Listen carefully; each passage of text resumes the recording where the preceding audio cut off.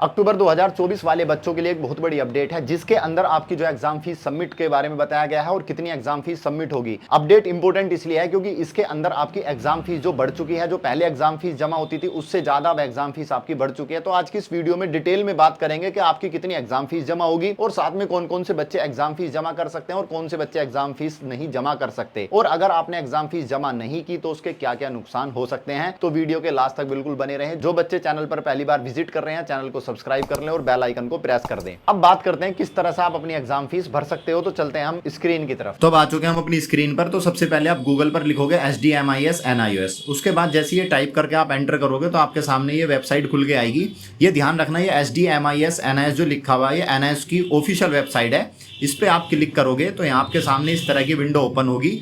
तो यहाँ से स्टूडेंट लॉगिन का भी ऑप्शन आता है, लेकिन आपको स्टूडेंट लॉगिन पे जाने की जरूरत नहीं है। आप एग्जाम एंड रिजल्ट पे क्लिक करोगे, उसके बाद एग्जामिनेशन पे आओगे, फिर आप क्लिक करोगे पे एग्जाम फीस अक्टूबर नवंबर 2024।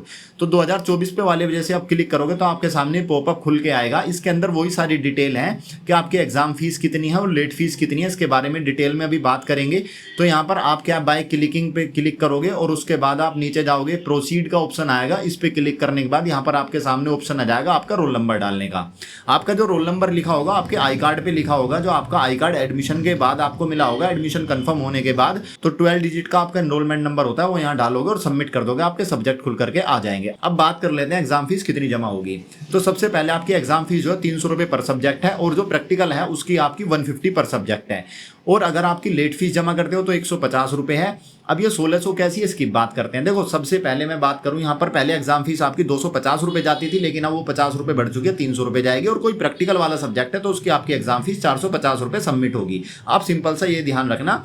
और 7 जून से 6 जुलाई तक आपकी एग्जाम फीस सबमिट होनी है। अगर आप 6 जुलाई के बाद करते हो तो आपको 150 रुपए लेट फीस देनी पड़ेगी। और 7 जुलाई से 16 जुलाई तक 150 रुपए पर सब्जेक्ट है। अगर आप 16 जुलाई तक भी नहीं कर पाते और उसके बाद आप 17 जुलाई से 26 जुलाई तक एग्जाम फीस सबमिट करते हो तो आपको टोटल 1600 रुपए एक्स्ट्रा देने पड़ेंगे। यहाँ पर सब्जेक्ट का हिसाब था, यहाँ पर आपको 1600 रुपए एक्स्ट्रा देने पड़ेंगे। तो ध्यान रहे, टाइम रहते हो अपनी एग्जाम फीस सबमिट कर दें, क्योंकि अगर आपने जरा सा भी लेट करा, जरा सी आपकी भूल या चूक होगी तो आपको एक भारी भरकम रकम देनी पड़ेगी। मैं नहीं चाहता कि उस भारी भरकम रकम का बोझ आपकी जेब पर पड़े। तो आप जो है फटाफट अपनी एग्जाम फीस सबमिट कर दें। 7 जून को स्टार्टिंग में ही कर दें, क्योंकि बाद में सर्वर डाउन हो जाता है और एग्जाम फीस सबमिट नहीं हो पाती है। और बहुत सारे बच्चों के कमेंट भी आते हैं कि सर कैसे भी करके हमारी एग्जाम फीस सबमिट करा दो, क्योंकि अगर आपने एग्जाम फीस सबमिट नहीं की तो आप एग्जाम नहीं दे पाओगे। इस चीज का बिल्कुल ध्यान रखिए, ठीक है। तो सभी बच्चों से रिक्वेस्ट है कि अपनी एग्जाम फीस टाइम से जमा कर दें। लेट फीस भरने का कोई मतलब नहीं है। जब आपको टाइम से पता चल चुका है तो आप अपनी एग्जाम फीस टाइम से सबमिट कर दें। जिन बच्चों ने अभी तक ये वीडियो नहीं देखा आप उनके साथ शेयर कर दें। जिन बच्चों जो भी आपके फ्रेंड सर्कल में NIOS से 10वीं या 12वीं कर रहे हैं